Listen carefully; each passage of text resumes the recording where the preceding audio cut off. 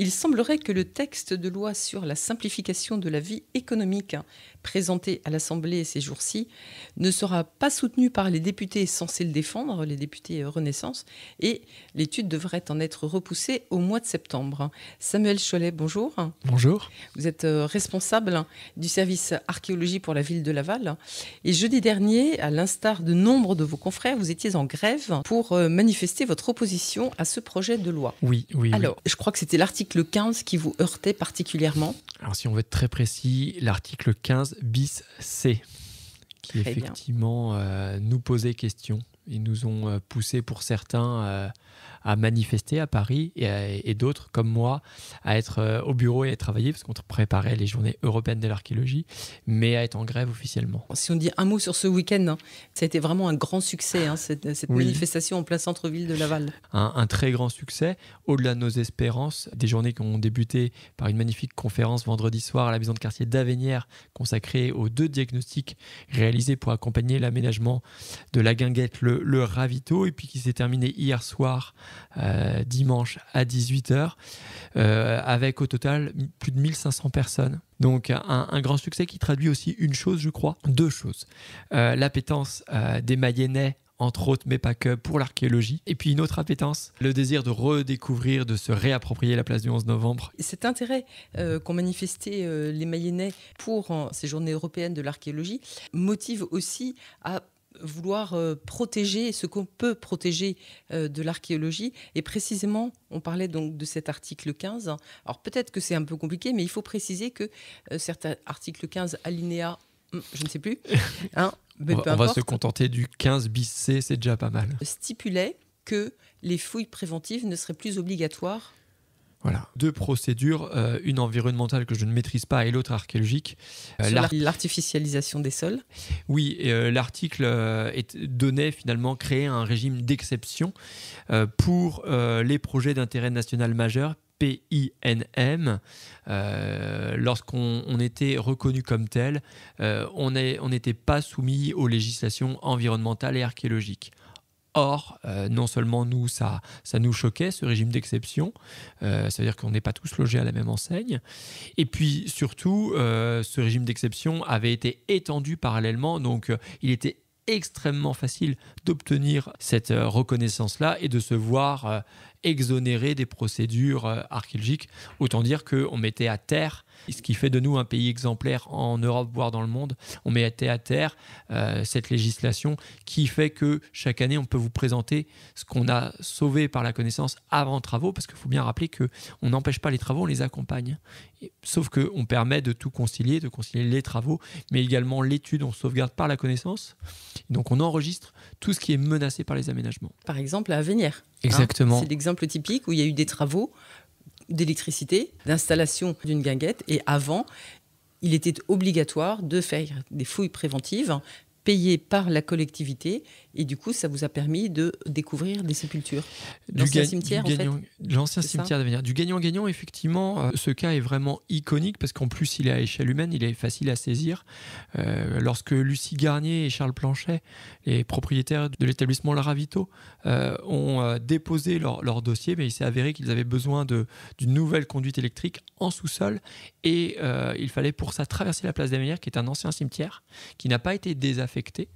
Et donc, on les a accompagnés. On a fait la tranchée nous-mêmes pour la conduite en 3 semaines, donc à peine plus que ce qu'une entreprise classique de réseau aurait réalisé. Donc, on a fouillé 150 sépultures, et le sujet est d'autant plus éloquent qu'il faut bien se dire qu'on a pris soin d'étudier, de retirer chacune des 153 sépultures avec beaucoup de soin et de respect. Imaginez que sans nous, une pelle mécanique aurait tout arraché avec un godet, ces sépultures, sans aucun soin, sans aucun respect. Donc il y a aussi quelque chose, ça dit quelque chose de nos sociétés, du fait que oui, notre société doit continuer à aller de l'avant. On a besoin de ravito, on a besoin de commerce, place d'Avenières, mais on a aussi besoin de s'inscrire dans la durée et donc d'être respectueux. Et donc 3 semaines pour finalement des sépultures qui remontaient parfois au Xe siècle, pour 10 siècles d'histoire. Et place d'Avenières, on a été incroyablement reçus par tous les commerçants. Je pense à Jocelyne, à l'Ouragan, mais pas que. Et tous disent qu'ils ont été épatés par les délais, parce parce que oui, aujourd'hui, on est un maillon de l'aménagement du territoire et on respecte les calendriers. Ça, c'est une petite parenthèse peut-être sur le fait que vous avez des moyens en interne et vous n'êtes pas obligé de faire appel forcément qu'à des entreprises extérieures. Et ça, c'est donc une économie très intéressante pour les collectivités. Mais ce n'était pas forcément le sujet d'aujourd'hui. Mais cette découverte, en tout cas, et cette protection de ce cimetière d'Avenières montre bien que l'archéologie préventive est vraiment quelque chose d'essentiel dans nos sociétés aujourd'hui. C'est assez récent d'ailleurs en France.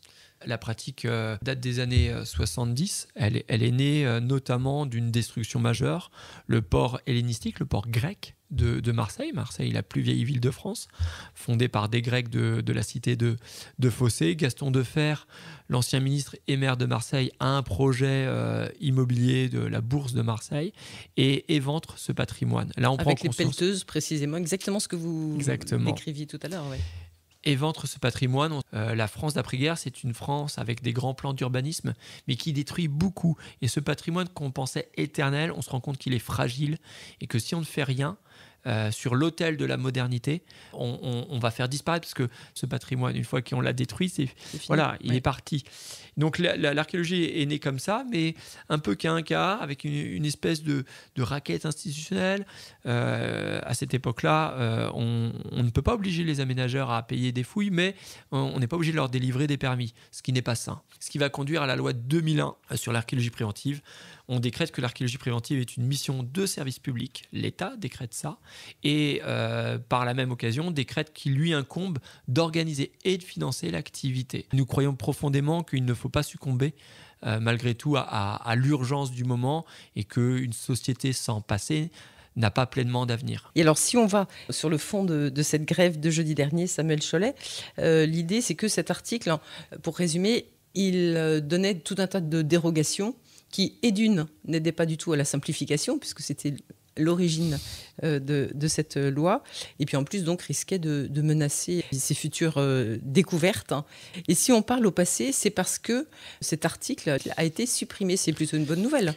Pour nous, oui. 30 députés contre 17 ont voté en faveur des amendements qui supprimaient l'article. Plusieurs raisons à cela.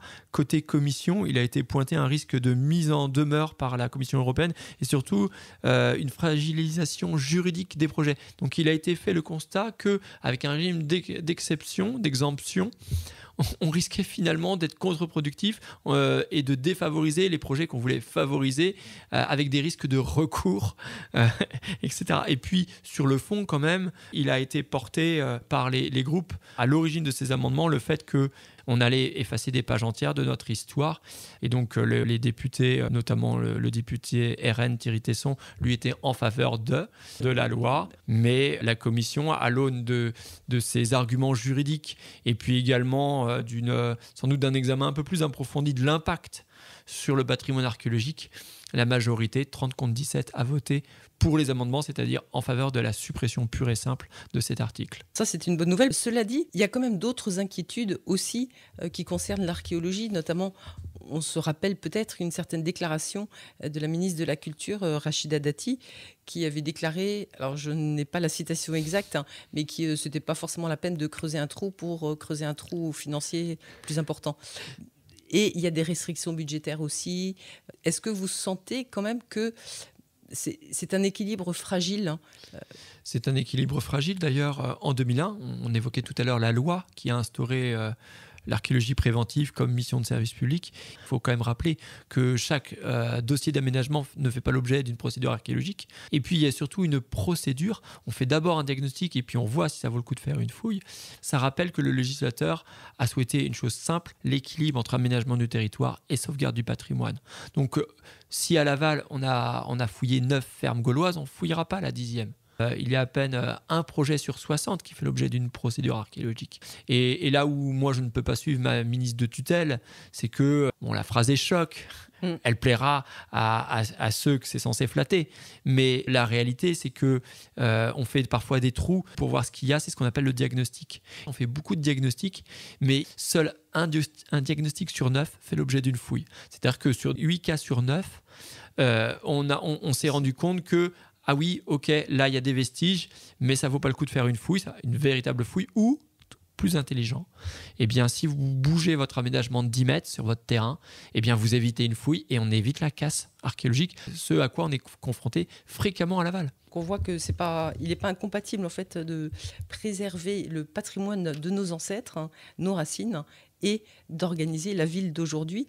Et c'est vrai que c'est comme ça aussi, par exemple, je crois que c'est à Auxerre, il y a une villa gallo-romaine qui a été découverte par des fouilles préventives, justement. Exactement, on continue à enchaîner les découvertes exceptionnelles. Et on est sur un projet, effectivement, à la périphérie d'Auxerre, un projet d'aménagement. Eh bien, imaginez que cet élément exceptionnel aurait été rasé purement et simplement, et on n'aurait même pas eu connaissance de son existence.